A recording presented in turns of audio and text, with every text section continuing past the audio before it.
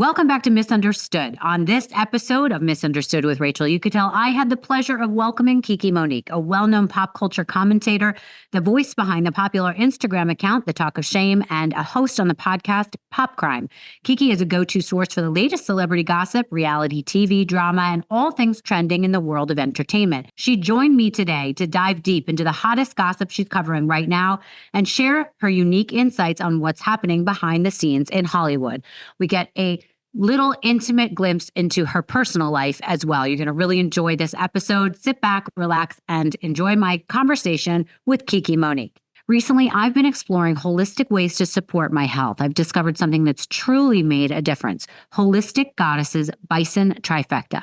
This supplement made from freeze-dried bison organs, heart, liver, and kidney is delivered in convenient capsules. Since adding Bison Trifecta to my daily routine, I've noticed a significant boost in my energy levels and mental clarity. It's been a game changer in managing my busy schedule and combating that midday slump that many of us experience, especially during perimenopause and menopause. Guys, if you're having a hard time figuring out what kind of vitamins and supplements you should be taking, I'm telling you from personal experience, you really should try this Bison Trifecta. You feel the results in days, like tangible results. Also, perimenopause and menopause can bring a host of challenges, hot flashes, mood swings, and fatigue, just to name a few.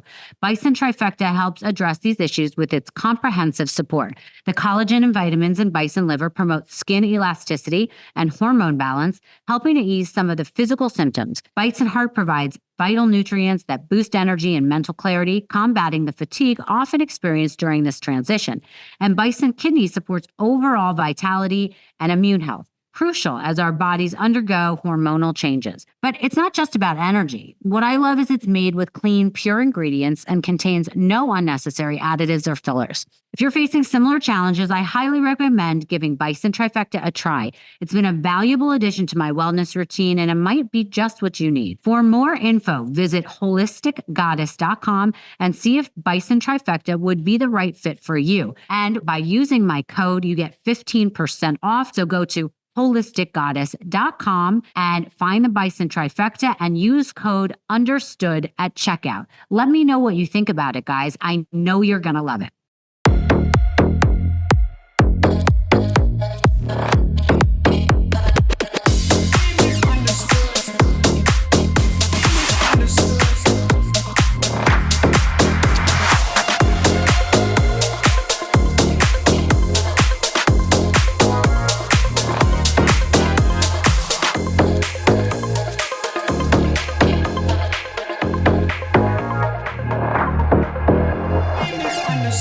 Kiki Monique, thank you and welcome to my show. How are you? Good. How are you? I'm great. I'm so happy that you're here. I'm happy to be here. So first, I feel like everyone knows you and your face and your show from watching you for so long and loving everything you have to say. But I want to go back a little bit because I really don't know anything about you. So will you tell me a little bit about like where you came from, what your family is like? Yeah, that's what's funny. I probably did just pop up on the map in 2020, right? It was like everyone was in lockdown and I was like, I'm going to go on social media and become an influencer. Why not? Because before that, I grew up in the South. It was Northern Virginia. So it's like right outside of DC. I never considered it like South, but, it's pretty South. And my parents, did grow up in the South. And then, it just wasn't for me. I was like, I have to get out of this like small town. And I moved to New York like as soon as I could, because I always knew that like city life was where I needed to be. I'm really close to my family, but they know that I just couldn't stick around. Yeah. And what kind of jobs did you have? Oh my God. I've had every job ever. Like when I was a kid, I was a barista. I loved being a barista. I worked at Starbucks for a little bit. And then I just kind of fell into accounting, which I know is really random because... Yeah, how do you fall into that? It was mostly because I had no direction. I didn't really know what to do. My parents didn't go to college. And so I was the first one. And, you're kind of figuring out on your own. I went to school for communications, but I didn't have connections. I didn't know how to get internships at places. I didn't really know what to do. And I was like, I just took a job and I ended up working under this CFO who was gay, and I love gay men. And so we became best friends. And essentially working under him, I just learned everything about accounting, about how to run a firm. And you end up, kind of a slave to money, right? Like this is your dream, but you're like, oh, I'm making so much money. I can buy my first car. I can get my first, apartment by myself. And so, I ended up stuck there for several years, compiled by like, then you end up in relationships that, keep you trapped. And so for a very long time, I was diverted from this dream of like what I wanted to do, which was, radio and being a host. Yeah. And where did your love for pop culture, crime, reality TV come in? It was actually, I feel like I got it from my mom because I remember we would just in the grocery store, right at the, checkout, we would just pick up, National Enquirer or whatever it was. We would just be reading through all of it. Plus, she had subscriptions to everything, to People, to, I don't even know if she had Us Weekly, but I know I had Us Weekly. And so we always had magazine subscriptions in my house. And I was always just reading. And I told my parents, I was like, I want to be an actress. I want to move to LA and I want to go to UCLA. I was obsessed with LA. Right. But again, my parents weren't in that realm. They're blue collar workers. They didn't, you have a kid who's saying that she wants to be an actress. They don't really know what to do with that. And so I've always had a love for celebrity and pop culture. So when you first joined onto social media, were you just one of those people that signed up for Instagram because you wanted to post pictures of your life? Or like, how did you get into social media? Well, my Instagram, it's funny. I signed up for Instagram, I think, when everyone else did. I think 2009. And I literally picked this handle because I thought it was like funny. And I never did anything with it. Then flash forward to 2020. I was like, well, everyone's on TikTok now. So like, let's join TikTok. I don't dance. I don't lip sync, but I do talk. So let's start talking. And at that time, nobody was really doing like deep dives talking. That was like a new thing. And so I think that's why I grew so fast. Now you go on there, everyone's doing a deep dive, everyone's doing a series. But it was kind of, I was set myself apart, I'd say, when I started that. So what was the transition though from your former job to them being like, oh, wait a minute, this is something lucrative? It was purely COVID. I mean, like COVID changed my entire life. And while it was like this really terrible time in the world, like, I have PTSD from just like so many things about it. Yeah. For me, it was like the best time ever because I lost everything. Like I lost all my money. I lost, my career. I lost people. I lost everything. And all I had was the people on the other end of this camera to talk to and kind of get through it. Of course, in the beginning, I felt like I was more drawn to activism because again, in 2020 with George Floyd, everyone was drawn to activism.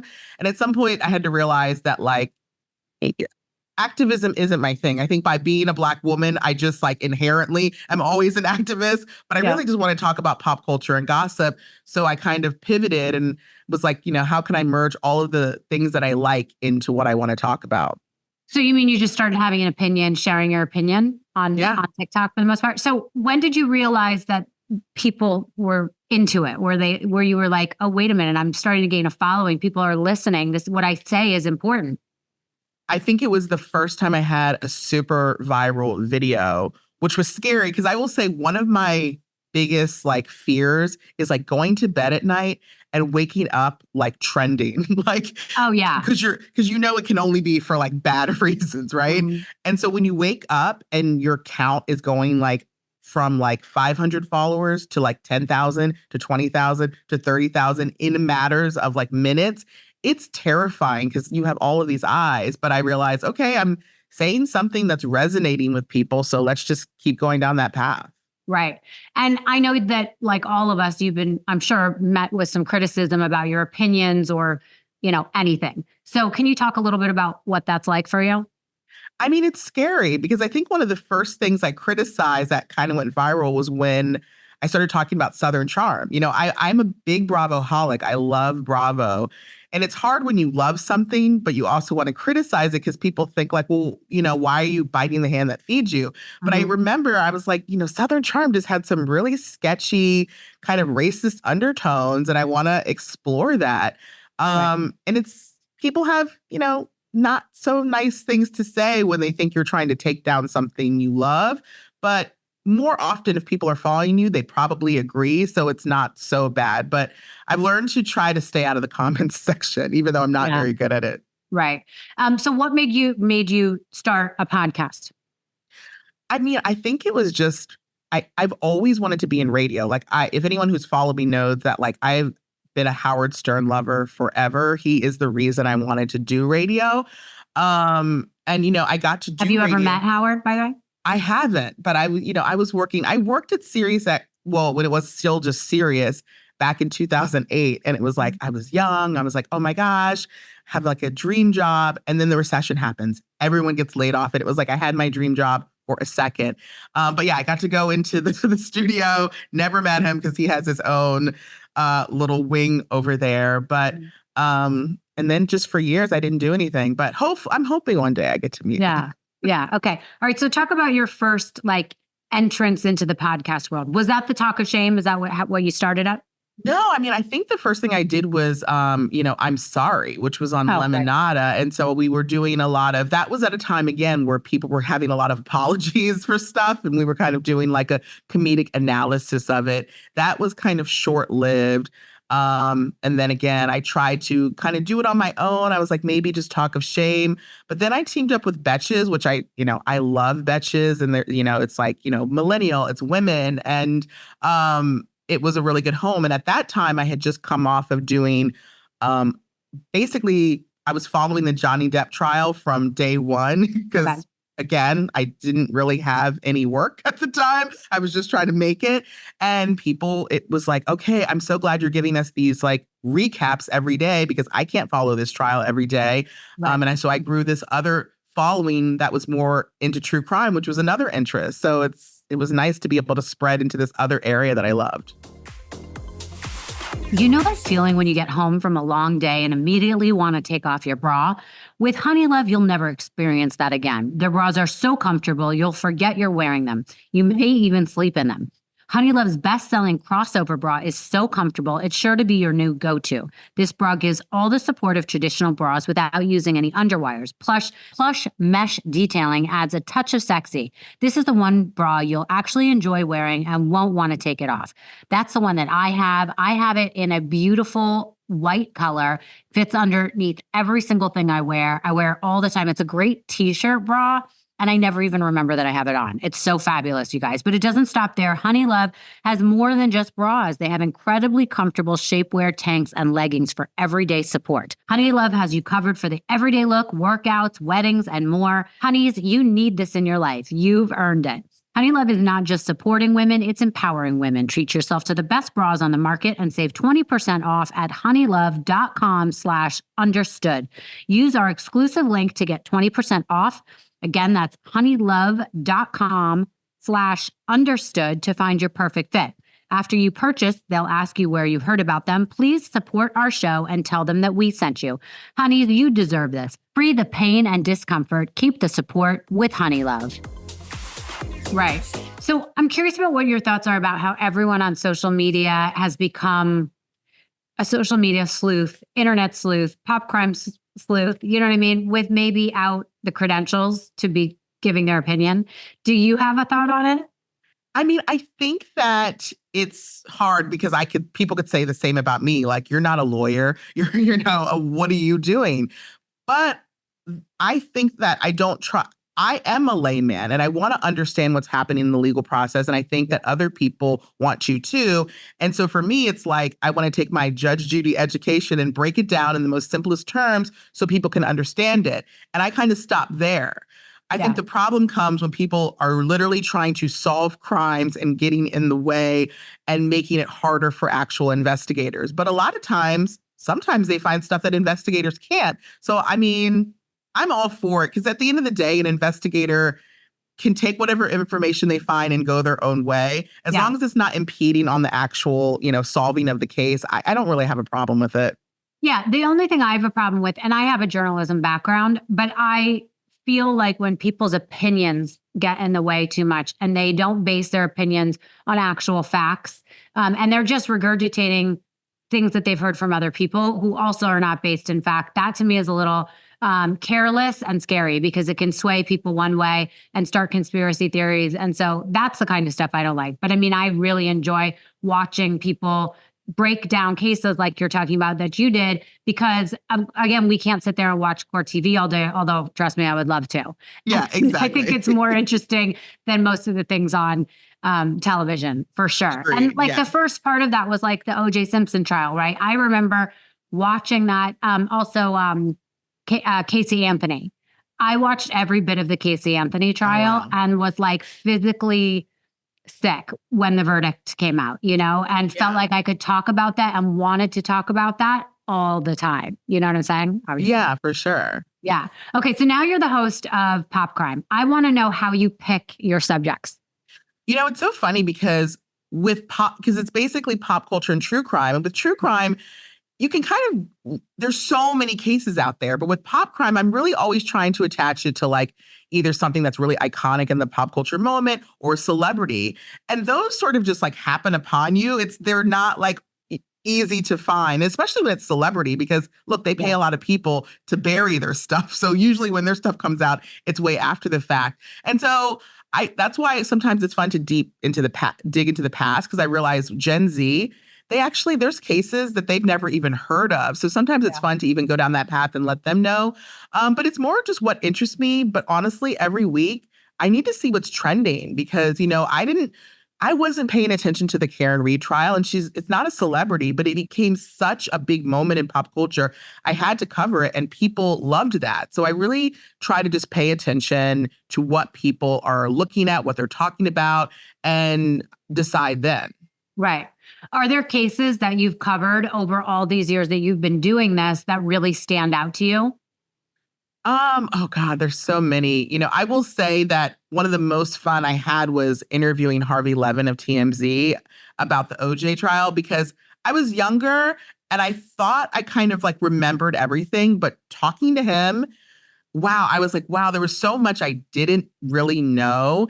And it was interesting to kind of go back into that history, and I would love to even go back into it even a little more. So that was How did you score that interview? I mean, I know Harvey pretty well. He does not like to give interviews, so that was a pretty big deal. It was the best day of my life. It was hard. I mean, I pushed. I had my friend just pushing for me. I got denied, and I was like, "That's fine. I'm gonna just keep, pushing."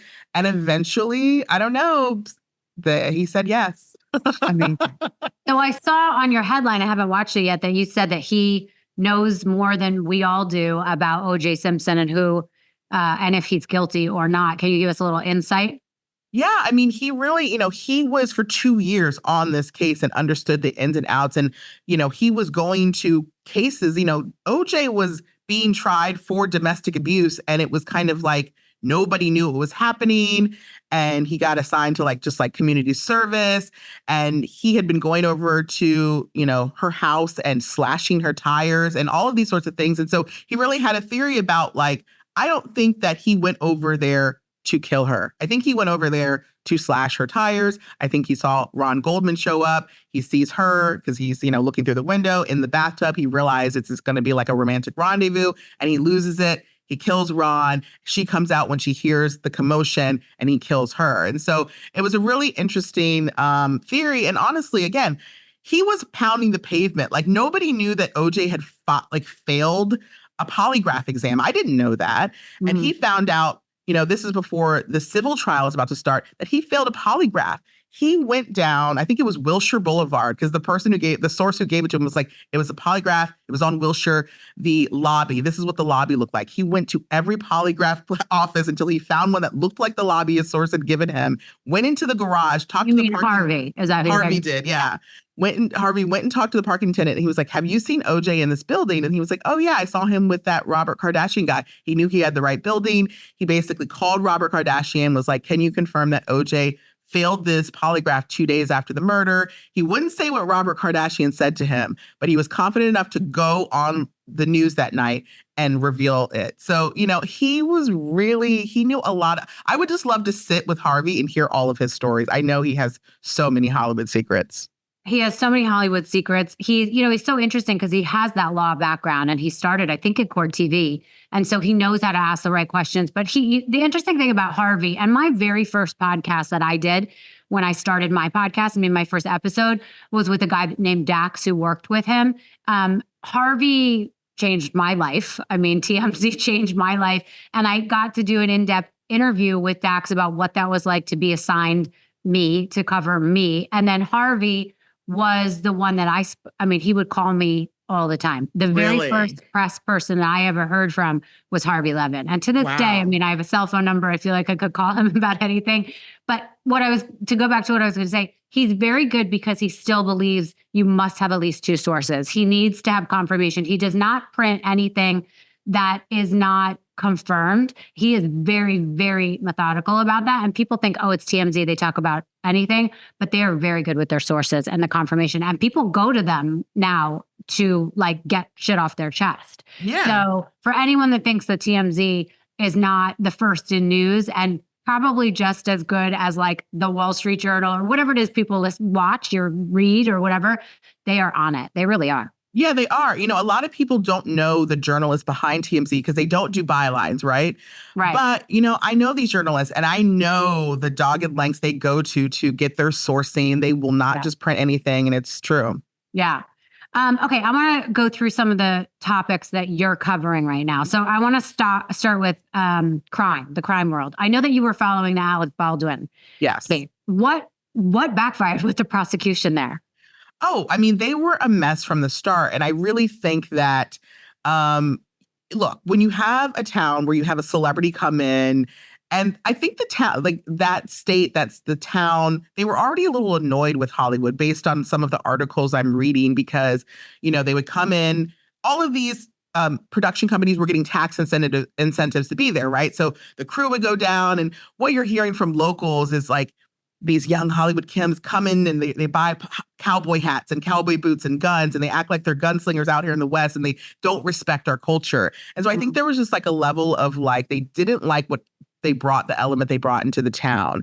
Mm-hmm. I think the DA was mostly pissed off though, because she offered these deals to Alec, to Hannah, and to Dave Halls, who was the AD. Dave Halls was the only one who took the agreement. Hannah decided to go to trial. And Alec was kind of off. She couldn't do anything. But then when Alec did that interview with George Stephanopoulos, it upset her. She was just she believed he was lying. She was saying, you didn't pull the trigger.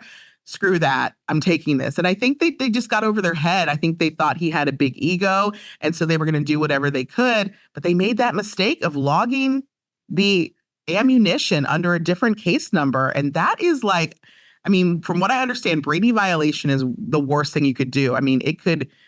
People's law licenses could kind of be in jeopardy for doing something like that.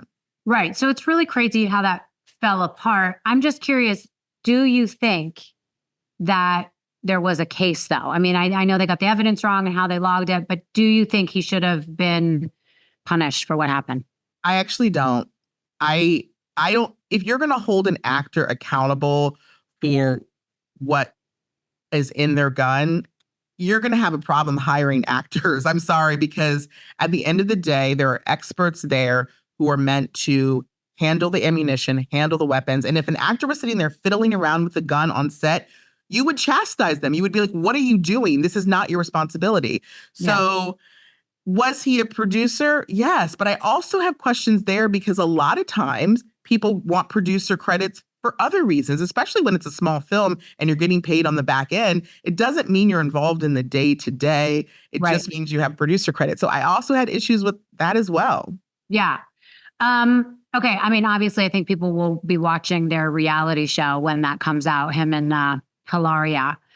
Even though I think a lot of people were like, oh my God, we never want to watch this. It's all about these 11 kids or however many kids. But I think people will now really tune in because I think they were filming this whole time.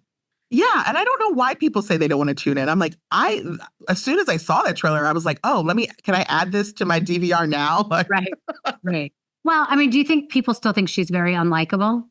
Oh, but don't you watch reality shows because people are unlikable? I mean, I hate most of the reality people that I follow. Like, That's true. All right, what's going on in the Puffy case? I don't understand why he hasn't been arrested at some point for something.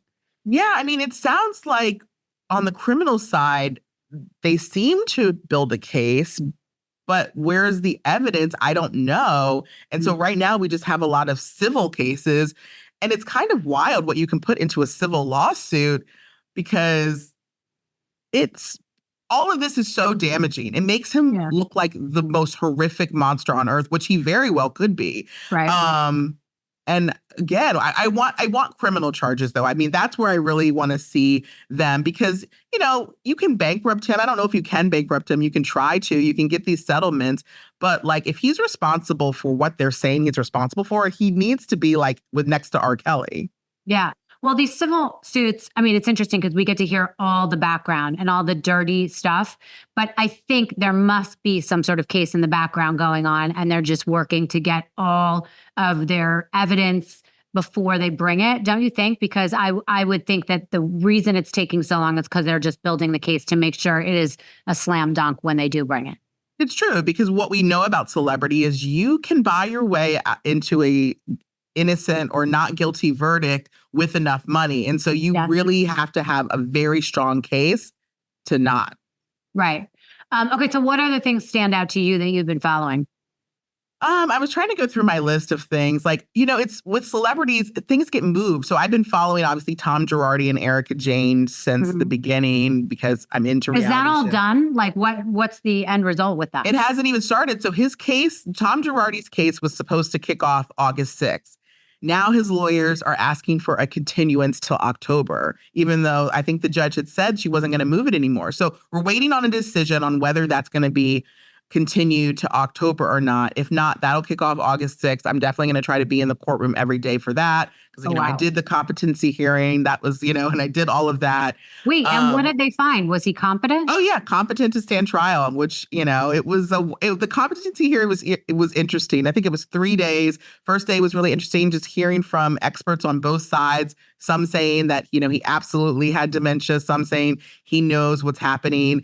Watching him in the courtroom, if you've ever dealt with someone who has dementia, there's certain, things that they do. And it just felt like he kind of knew what was going on. And then when he told the prosecutor, fuck you under his breath, I mean, that was kind of a historic moment. Like, oh my God. So what is this trial coming up about? Whether or not what are facts for that? I think for that one that, there's several victims, but like all of them can't be taken to trial. So I think in this particular case, it's not a class action. No, it's just three, and it's criminal. It's three people who they say they can tie to him stealing money from. And so that's what this particular case is about. And then, I know people, tie Erica. I will say, I don't connect Erica to any of like the legal stuff that was happening, but there is a separate case with Marco against Erica Jane, which I do think she might have,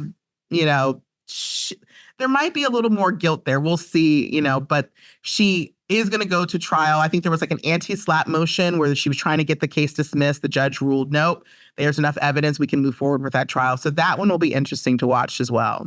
And remind me how this all ended up. Is she liable to have to give back anything more in terms of what she owns to the victims? We still don't know. I mean, all of that's really still tied up. I mean, I know she has several, but I know, to me, the strongest case is Marco. And if she's found he's the makeup artist or the dance. He was a fashion designer who designed all of the costumes. He designed for I think Lady Gaga, Britney Spears, J-Lo. And, she had him designing costumes for Erica Jane for her. And he was accused of overcharging their Amex by, I think it was like $787,000. They were looking for a credit. And he was like, basically saying like, I never stole this. Like I was given an unlimited budget and like I sent everything to your people. But what we think happened is at that time, Tom was running out of money and he knew that the one way he could get it was say like, there's all these false charges on the Amex. And we think that what happened is people just went along with it, right? Because when the breadwinner is telling you like, I need my money back, you go along with the story, well, you might do it. Wow. Okay, are there any other cases in the past that you think you want to revisit and do a deep dive on?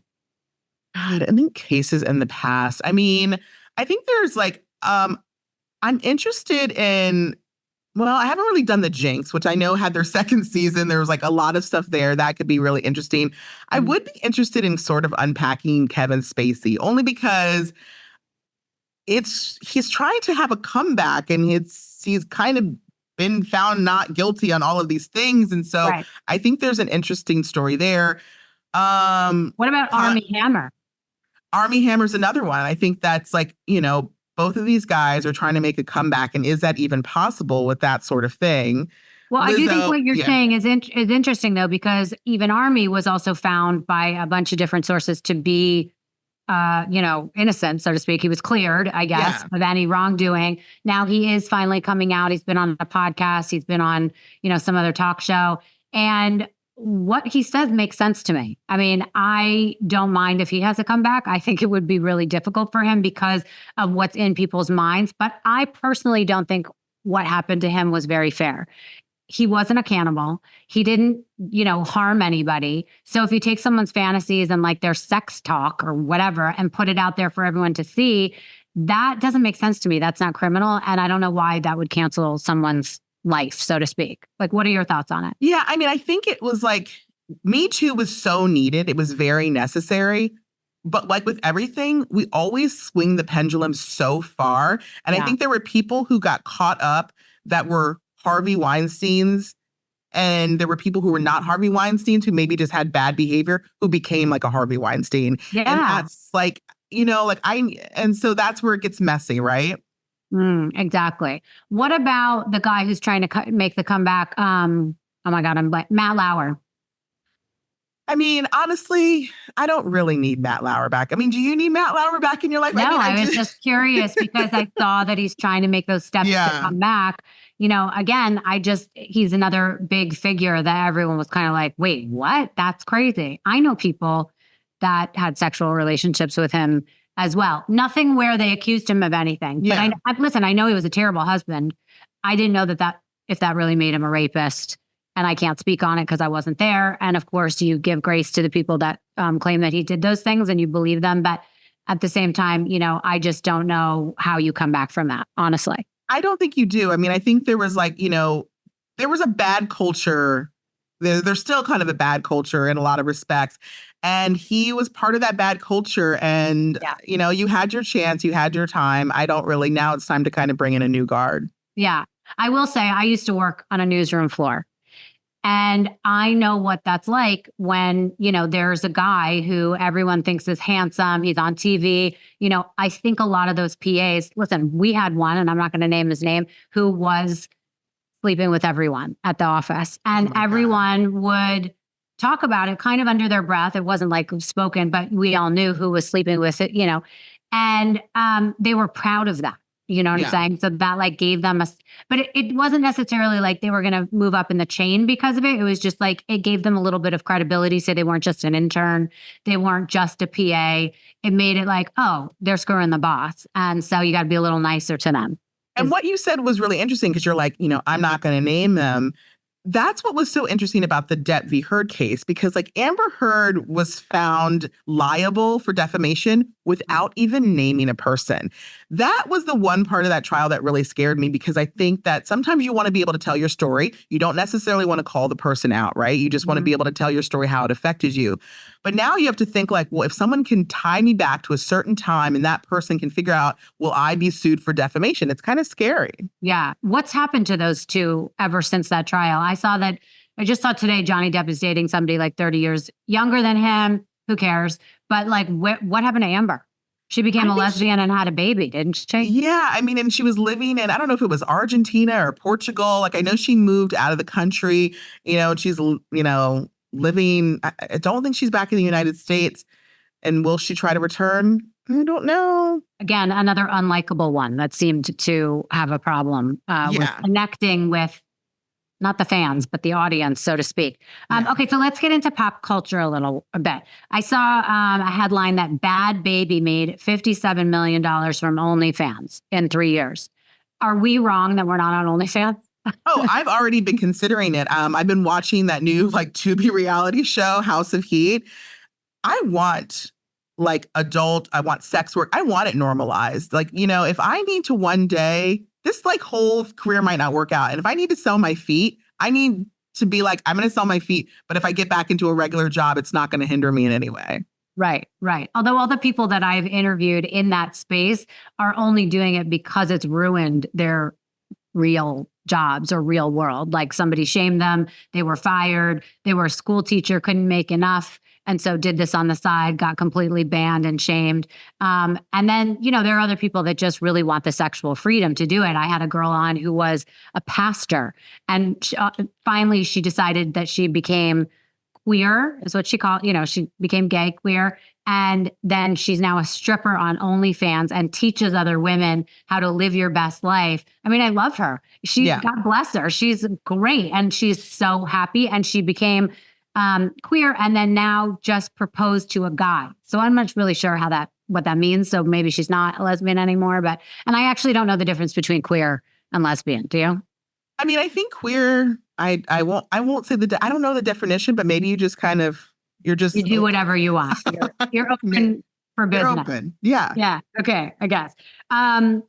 So yeah, I mean, I think it's a great living. I don't really know how did she make $57 million? Well, that's the part I was most surprised about, because just for IRS purposes, I never want to put an earnings statement anywhere publicly because I don't want them to be like, oh, let me look at her last tax return. I mean, she did show her gross and her net. So it did show that she was at least, I don't know if that was OnlyFans taking their portion or if taxes were actually coming out or what. But yeah, I'm trying to figure out. I mean, I know when the day she turned 18, I think she joined OnlyFans, and I can't remember how much. I think she made like $1 million in 60 seconds. It was something insane like that. Oh my God, I'm having FOMO from that. I'm going to have to look into this, honestly. All right, what are your thoughts on Lindsay Hubbard's pregnancy? Because I know you probably follow all this, right? Oh yeah, for sure. Well, okay, so my question is, why do people care? So she broke up with this guy. It seems a little soon. Then she was hiding who it is. Now everyone knows who it is. Tell me what the big deal is. I mean, I think the biggest deal is that we've been following Lindsay, and all she's ever wanted was a husband and a baby. And we've seen every relationship she's gone through, and she's been kind of a nightmare. I'll be honest. She was a nightmare as a girlfriend. And then her and Carl, though, have always been really good friends. And so to find them finally connected as lovers, it was like, oh, he's been under my nose this whole time, right? I mean, I knew it was a disaster from the beginning because I have dated an addict, right? And I know that that is like a very difficult path. And if you are not sober and your partner is, for me personally, it rarely works out. Right. And so I knew that was going to be a problem. Plus, he was just freshly sober and had lost his brother. He was in trauma. And the last thing he needed to be was like in a relationship and then rushing to get married. But he was doing it, I think, partially also because he's on a reality show. So it's hard to like, he wants to still be relevant. He wants to keep a paycheck because at the end of the day, like, who wants to get a real job, right? Like, we want to just be reality stars and do whatever. I think people were pissed because he decided to break up with her on camera and sort of embarrass her. And so she was able to sort of finally get the audience on her side, because I'll be honest, Lindsay has had a hard time having people on her side most seasons. And so it was good to milk it. And, then she went off and found a guy that, was into her, and she gets knocked up right away. And so everyone's celebrating because they feel like she got her happy ending. Do you think that relationship will last? Because he is a normal, I think he's a doctor and, he has his own thing. I will say yes, only because she'll be able to transition. Because now that she's having a baby, this will definitely be her last season on Summer House. We're not in the like baby making business on Summer House. We're there to party, do beer funnels, all of those things. So she'll be able to transition out, become like a mommy influencer. He can go have his day job. She can do her thing. I think it will last. Do you think that Paige and Craig will last? I hope so, because I will say I met him for the first time, met the both of them at a variety party not too long ago. First of all, had no idea Craig was as tall as he was. Everyone on Summer House is so tall. He is so sexy in real life. Like, he's so handsome. He's so handsome. And I've definitely like talked shit about Craig. I'm like, oh God, he annoys me. But then I'm like, I love him now. He's like, he could do no I'll wrong. give you a little inside scoop about Craig. I was friends with Shep before Shep was even famous. I was invited to a wedding and Shep came solo and sat next to me. And I was on kind of a blind date. Wasn't really blind, but I didn't really know him. Shep and I became best buddies. Like we laughed the whole time. We had so much fun. And then when he called me, and I lived in New York City at the time, and he called me and he said, I'm filming a pilot for this thing for Bravo. Will you come down for the weekend and like hang out and be in it? And I was like, well, okay. So I came down with a girlfriend of mine. Her name's Trudy. And we were in all these scenes. And I remember at the end of the weekend being like, this is so dumb. They are never going to make a show out of this. These people have no storylines. This was the dumbest weekend. No one had anything to talk about. And Craig, though, who the entire time he told me his name was Brooklyn. I have him saved in my phone as Brooklyn still to this day. I don't know. But he was the hottest. He's so cute. And he had this personality. He is who you see on camera. Yeah. I mean, he is a sweet, normal guy, but he's so good looking that you're like, wait, you have to be a dick. He's not a dick. I really like that. He's not. And he was also, really nice. the other person that stood out to me was Cameron. Is that her name? The blonde? Yes. She was one of the most beautiful girls I had ever seen. And I forget who her boyfriend was. Everybody thought he was a big dud. I think she went on to marry him. I don't know, because I don't really watch the doctor. it. Okay. Yeah. But I thought she was literally, I was like, that's the show. She's the show. She's beautiful. I was like, Shep, you can't act like this on TV. You look like an idiot. That show was, I really liked that show. This was the dating show, right? That show was good. I actually enjoyed watching it. They should bring it back. Wait, have you dated any of the Summer House guys? No, I'm just good friend. I mean, I'm just good friends with Shep, and no, I haven't dated any of them. Okay, no, Shep is like, I definitely was crushing on Shep for sure. But now I'm into Craig. Yeah, no, who's not? All right, so we all hope that they work out because she seems normal. Yeah, I think she seems like a little bit of a handful for him. I just don't think he doesn't want to move to New York, which at the end of the day, I feel like, why not? You can live half-time here, half-time there, like with what you guys do. I mean, I know he has his pillow business, but other people can run it at this point. So, I know you want to keep your house in Charleston. But I feel like that gives them a purpose. He is Craig in Charleston, so I don't know who he would be in New York. I don't know. I don't think that he would do well there. Okay, talk to me really briefly about Kanye and Bianca. What's wrong with them? At this point, I think that when you are so rich and you're just so like full of yourself, this is what you do every day. Like you wake up and you think, what can I do to get attention? It's just about like getting attention on yourself. And I mean, honestly, they do a good job at it because when they do stuff, it always gets photographed, it always gets talked about, and everything he does sells out. So it seems to be working. But why is she in on it? Like, I don't get, would you ever walk around naked like that? I don't have that body. And so I'm like, it's been so long since I've had a body. I don't know. I can't say no because if someone put that body on me tomorrow, I might want to walk around naked. Okay, well, we'll wait for that. That's actually really funny. The idea of that. You should do like a little meme of that. You put your head on her body. That could be really funny. Okay, what other things are you following in pop culture that we should be following as well? Oh, God, what else is happening? I mean, I feel like I'm so dragged in cases. Like, obviously, I'm still following Lizzo. I've been trying to keep up with, like, the FKA Twigs and Shia LaBeouf. But, like, again, trials keep getting moved and moved and moved. I'm just really into a lot of the, like, they're doing all of these 3-part docuseries lately. And it's wild because remember when documentaries used to happen either when people died or they were locked up already? Now people are doing live documentaries while people can respond to them. Like we watched the 7M cult, the TikTok dance cult. And did she ever respond to that? She kind of responded for a little bit saying she wasn't in a cult and now she's just gone back to dancing again. Which is, by the way, what everyone in a cult says. Exactly. No, it's all cult speak.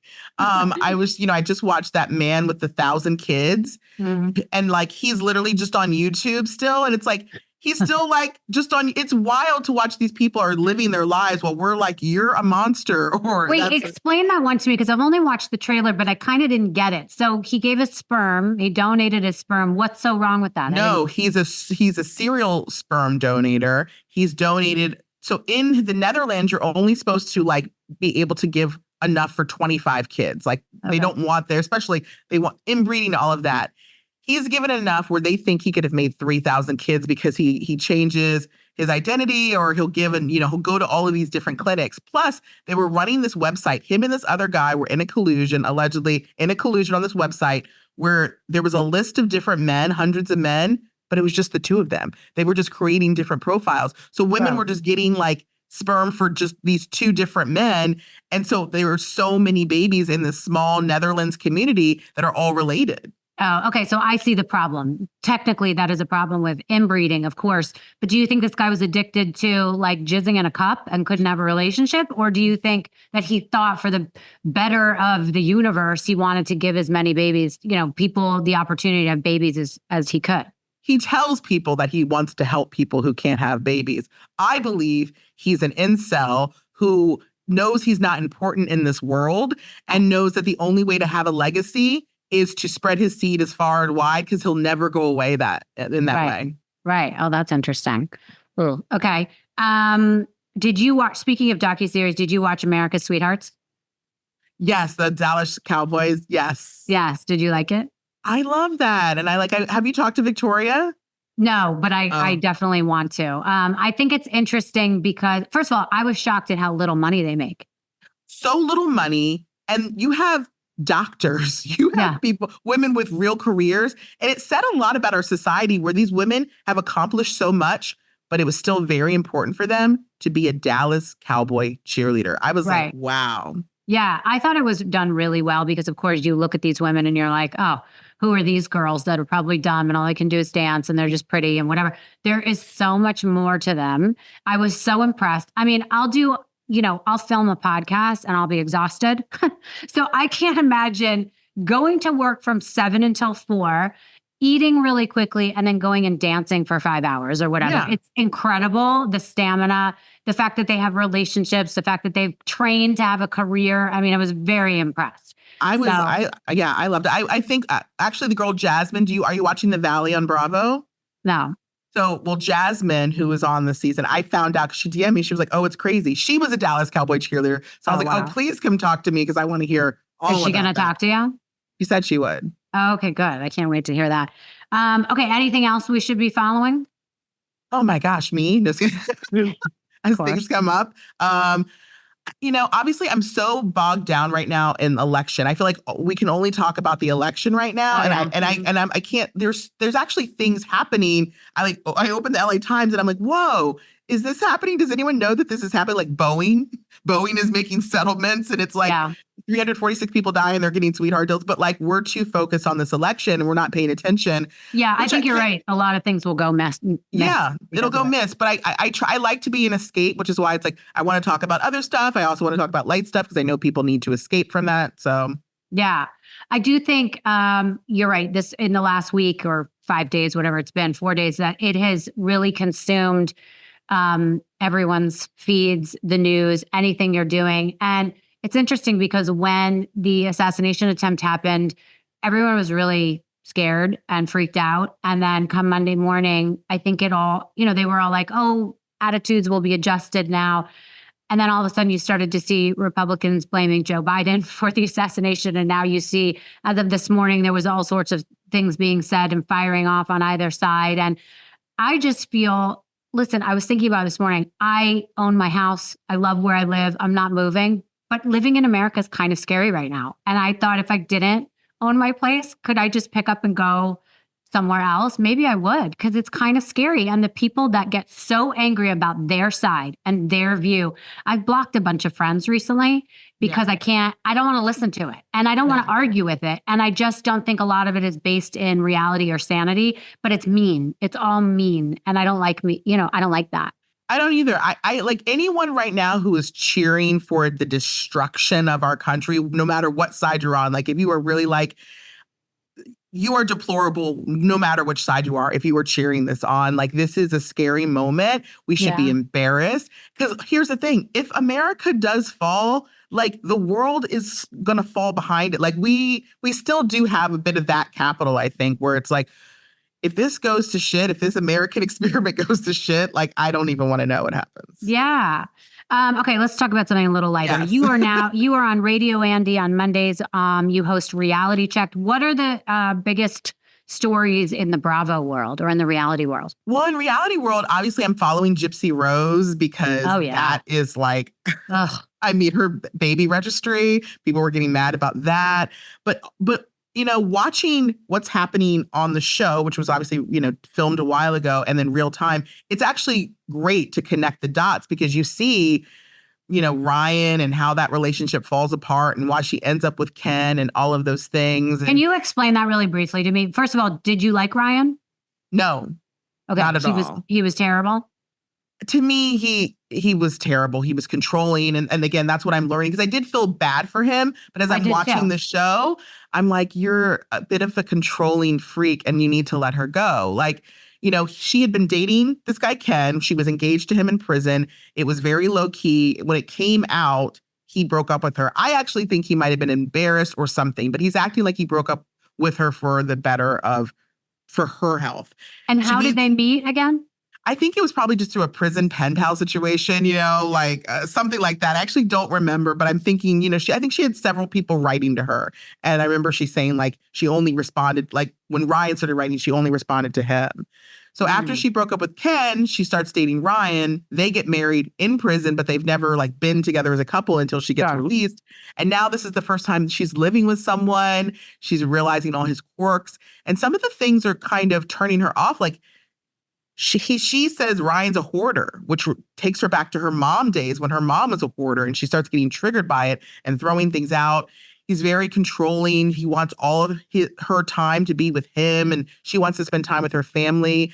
And at the end of the day, she's for the first time out and yeah, she thought she loved him, but now she's realizing on the outside, this isn't what she wants. You snore really loud. You are, you know, like he's too all over her. Like when he drives, he always has to hold her hand. He's looking over at her phone, what she's texting. I'm like, keep your eyes on the road, dude. So it's very, you know, I'm not surprised she's with Ken, but I also didn't want her to be with Ken. I wanted her to be single for a while. Yeah, well, that's what I was going to say. If I was her big sister, I would have swooped in and be like, we're not doing this. You need to be single for a little bit. You need to date some people in the outside world that did not want to contact you when you were in prison. You're a new person now. Let's start with a fresh batch of men. Maybe she could have even gotten some sort of reality show about finding a date. You know what I mean? Yeah. But there were a lot of options, I think. So I think she picked the one that was safe. Okay, good for her. Hopefully this all works out. But I worry about that a little bit. I do too. I don't really think it's going to work out, but you know. We'll see. How does her nose look? I heard she got a nose job. I think her nose looks good. I mean, I think she's definitely like she's had a glow up for sure. So I'm more curious though, because if this baby supposedly in Louisiana, if you are married and while you're pregnant, you're not allowed to get a divorce while you're pregnant. So the person you're married to has to go on the birth certificate. So technically Ryan, I believe in Louisiana, is going to be put on that birth certificate. And then they're going to have like a battle where Ken is going to have to like get it's going to be crazy. Scandal. I love that. Season All right. 2. Well, we'll have to follow your channel to find out about that. Okay. And are you watching any of the Housewives right now? I'm watching most of the Housewives. Right now, OC just started, which is going to be really good. You know, Shannon with her DUI. I told you I took some pieces of her car. It's in my house somewhere. I went down to OC and grabbed a few pieces that were left in the house or in the planter that she crashed into. Hysterical. Oh my God. I also have pieces of Karen's car also in my. Oh my God. I'm a serial like Real Housewives DUI car piece picker upper. Right. So OC is great. I'm actually just watching so many, like, I just like reality shows. I watched Owning Manhattan, you know, like I love real estate shows. So $1 Million Listing LA is back on Bravo, but then Owning Manhattan with Ryan Searhant is on Netflix. So that's really fun to watch. I feel like $1 Million Listing, do they have a new production company? I feel like it looks different. Like the show itself seems different to me. I think all of it looks glossier. I mean, even the last season of Vanderpump, it was like looks like they were in like some movie in some of those like transition shots. It was very glossy. Yeah. But also the relationships seem a little different to me. I know Josh and Heather because I dated Matt Altman. Oh. Yeah. So funny story, I'll quickly tell you. When I was dating him, I was living in New York and I was visiting LA. So I rented the Beverly Hills 90210 house in Hermosa Beach. Do you know it? No. It's the house that is the house of 90210. It's on the corner lot. I rented it and Matt met me And Josh and Heather met me and they were just dating. And Matt and I weren't dating that seriously. And we were kind of not, like, we were into each other, but not. Josh and Heather kept going into the other room and having sex really loudly with the door open, which I thought was really strange, which of course makes you look at this new boyfriend that you have. And it's like, what's wrong with our relationship? Why don't we sound like that? Should we say? It was so uncomfortable. I just can't tell you how uncomfortable, but I love them. I think they're really nice. Are they exhibitionist? Like that's like, so like maybe they should join OnlyFans. I thought it was a little odd that they wanted their brother to hear that. Yeah, that is a little odd. I think that's a little gross. And I think Matt at the time was so obsessed with Heather. Not sexually. I think he was just like, she's hot. Oh my God, I want a girl like her. You know what I mean? So anyways, I love them. I think. Yes. All right. And then whose side are you on? Are you on Shannon or Alexis? Is that her name? Yes, Alexis. You know, I think that Shannon will have a lot of viewers on her side. I try to stay very unbiased only because I report on all of the housewives and I do want them all to come on my show and talk to me. And I feel like if I pick one, they'll be like, you don't even like me. Got it. If you could see a new reality show in that Bravo world done, what would it be? I don't even know if I want to see I would want to see Jeff Lewis come back. I like watching Jeff, but he has his like Hollywood House Lift show, which is really entertaining. I think that like, I don't want to see any housewives, but I loved when they had Real Girlfriends of Paris. It was one season and it was really good. It reminded me of like back in the day when they did Gallery Girls and those sorts of things. Like I liked old school Bravo when they just had like, you know, just kind of like mess people who were willing to do a show, even if it was for one season. Right. I miss those things. Or even just like a workout where we're in someone's place of business that's really random and we're just watching the connections. Because those are, in Bravo world, you need real connections. And most of the time that's only going to be either through a friend group or through working together. And so if they brought some of those back, I think it'd be a little more authentic. Housewives has become too inauthentic. Right. What do you think of the New York one? I'm enjoying the girls. I'm interested to see how season 2 will play out. I mean, we'll see. I mean, I don't know. I mean, we'll see. Right. I enjoyed the first season though. Okay, good. And what about, I just have to ask you about New Jersey, because that to me is very authentic. There's a lot of anger there. So there's some feelings. How do you think this is all going to play out? I just want them to come together and realize that like they are all needed on this show and it's not about one of them going or the other, but I took it too far. I mean, you know, with the whole leaking to the bloggers, and I know again, people do that, but they took it to an extreme where they were leaking screeners, which is such a no-no, and getting them to like plan the attacks against people. It's like, nobody wants to see that. We want to see fun toxicity, not like toxic toxicity. Like, we want to see fun fighting. Yeah, exactly. What are your biggest influences or who are your mentors in this industry? Who do you watch? I mean, it changes all the time, you know, like I feel like as a kid, again, it was just like, I looked at like Oprah and Howard as like the pinnacle. You know, now media is so all over the place and with influencers having like also a big effect. I look at someone like Hello Teffy, for example, and she has such a great connection with her audience. And I really love that authenticity. I always want to make sure that I'm following her level of authenticity. Mm-hmm. And to me, she's a star, but it's like, do a bunch of people know her? I don't know, you know? I know who she is. I like her. And it's like, then I look at people like RuPaul, where it's like you create something like a show that becomes so iconic and you're able to like, because I also want to create shows as well. And so I look at that as like, how do you follow sort of a formula that works over time, keeps winning. Mm-hmm. Okay. Do you have advice for people who want to start out on social media and have an actual platform that can be monetized?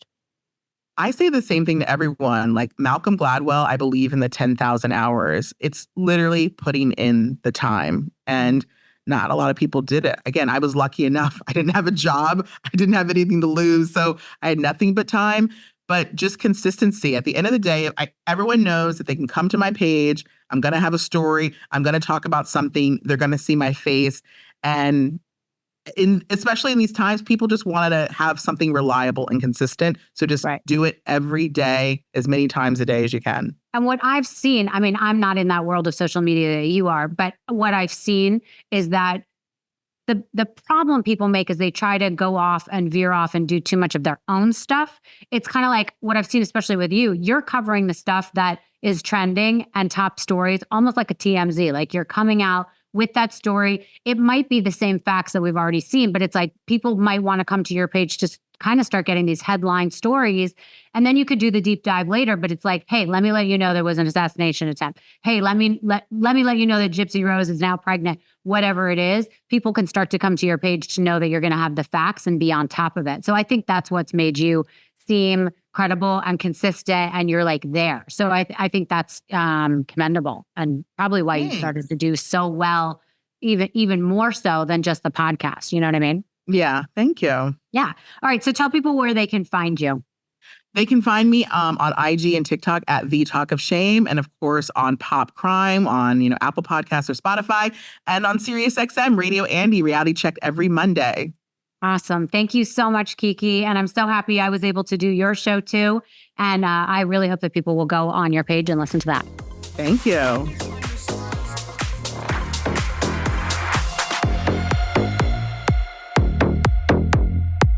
Thank you so much for listening to Misunderstood. I'm your host, Rachel Yucatel. Please be sure to subscribe to the show and give us a 5-star rating and review.